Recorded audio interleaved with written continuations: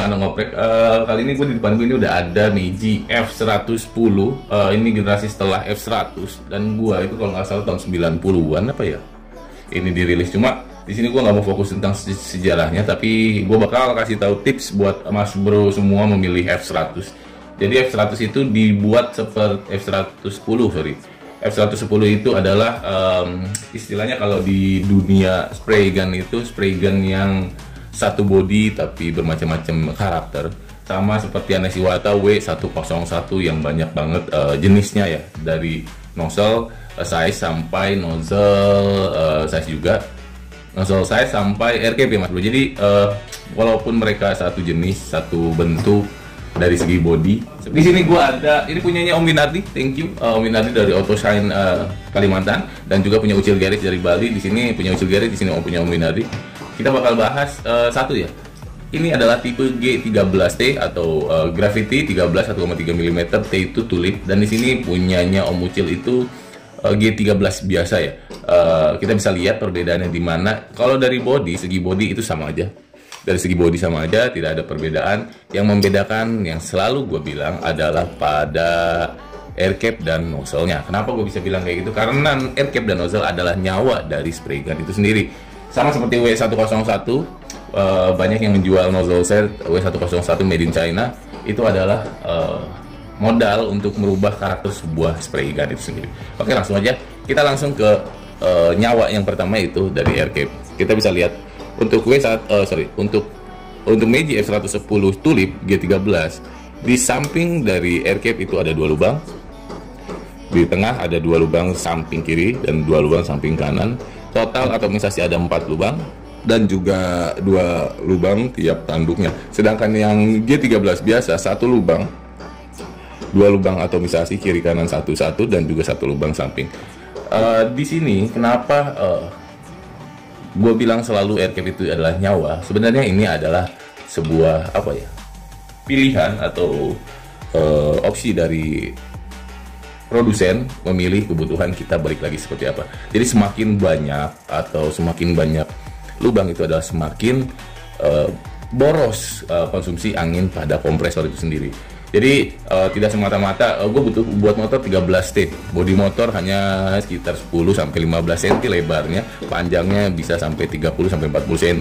Menurut gue untuk pemakaian ini bisa, asalkan dengan kapasitas kompresor yang mumpuni. Cuma kalau misalkan balik lagi kebutuhan kompresor yang kecil, bisa pakai yang G13 biasa yang normal ini ya mas bro. Oke, selain itu tipsnya yang lain adalah perbedaan dari nozzle-nya. Kenapa gue bilang nozzle-nya?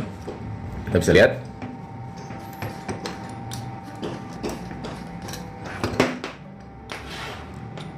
Oke, ini adalah nozzle mas bro. Secara tidak langsung atau kasat mata, G13T atau Tulip lebih besar lubang-lubangnya dibanding yang standar. Bisa dilihat ini kecil-kecil, lebih kecil dibanding yang Tulip. Jadi distribusi angin tengah dari yang biasa itu lebih kecil karena menyimbangkan dari air cap itu sendiri. Sedangkan yang Tulip besar-besar.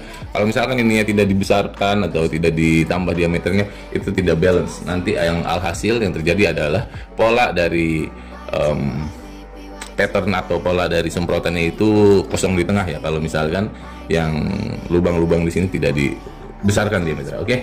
So far perbedaan yang gua temui cukup dari itu dua aja ya. Dari needle-nya sama, tidak ada perbedaan. Mungkin derajatnya gua nggak tahu, tapi di situ nggak gua concern. Tapi yang lebih berpengaruh adalah nozzle dan needle itu sendiri. Oke, langsung aja gua bakal tes pattern yang Tulip.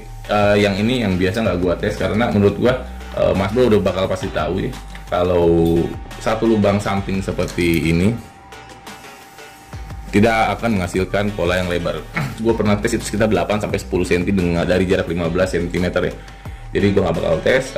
Gue bakal tes yang Tulip seberapa lebar dan seberapa gokil dari F110 G13T ini. Yuk langsung aja.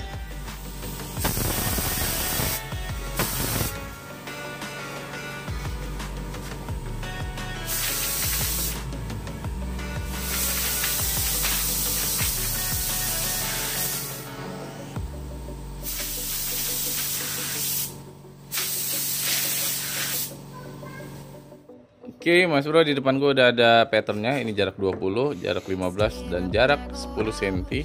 memang tergolong lebar. Ini hampir, kalau menurut gue jujur aja, hampir seperti 11-12 Vener 2 ya, cuma dengan nozzle 1,3. dan untuk F110 sendiri nggak ada yang 1,4, yang ada 1,4 hanya Vener 2. Mungkin politik dagangnya hanya di situ ya, membedakan harga juga jauh banget, tapi untuk pattern so far sama aja ya.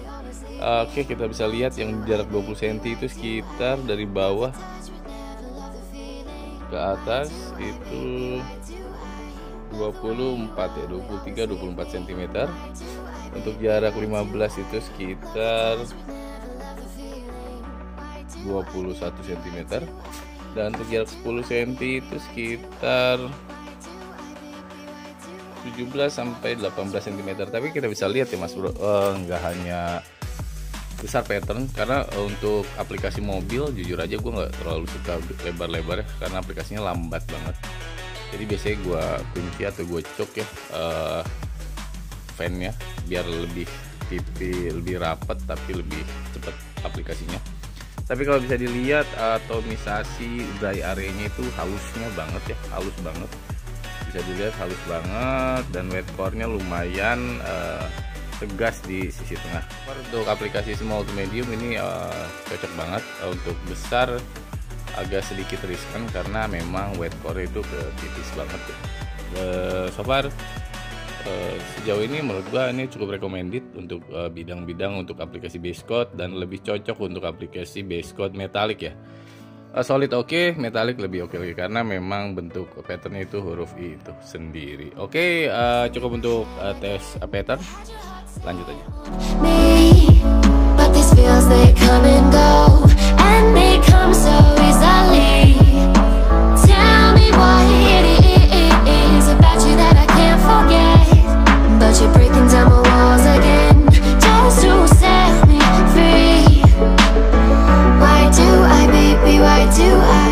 Oke Mas Bro, tadi gue dijelasin di anatomi, terus atomisasi dan juga lebar polanya untuk G13T. Kalau untuk yang biasa nggak gua coba karena memang sudah Mas Bro tahu sendiri dari lubang samping-sampingnya satu itu menandakan bahwa Meiji F110 ini lebih kecil ya polanya dibanding F110 G13T.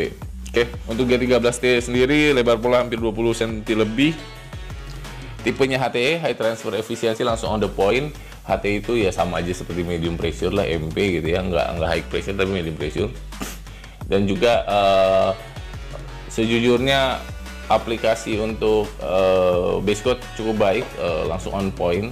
Gue udah tes juga tadi waktu tes pola, langsung on point. Polanya juga wet core di tengah, sampingnya itu dry areanya juga halus banget, atomisasinya cukup recommended buat Mas Bro semua.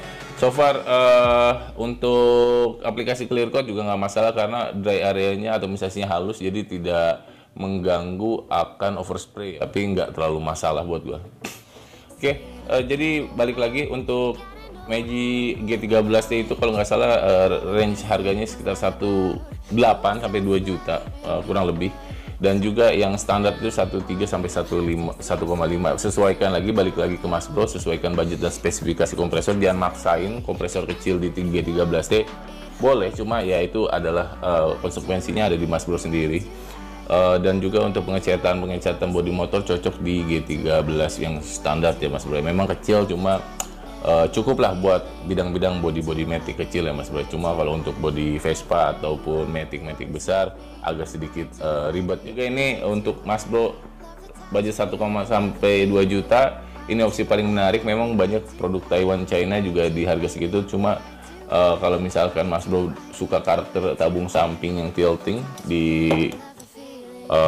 bisa diatur derajatnya. Ini adalah opsi paling rasional dan masuk akal. Oke. Dan gue juga nggak lupa buat terima kasih buat Ucil Garage di Bali. Semoga sukses terus dan usahanya lancar terus. Ini spray gunnya sedang di servis di sini karena memang ada beberapa kendala. Dan juga thank you buat Om Winardi, pemilik dari Auto Shine ya, Auto Shine. di Kalimantan. Thank you banget buat kesempatannya di review F110. Oke, cukup sekian dari gue. Mohon maaf jika ada kesalahan. Semoga bermanfaat dan juga bisa jadi referensi buat mas bro semua. Sampai ketemu di video gue selanjutnya. Dadah.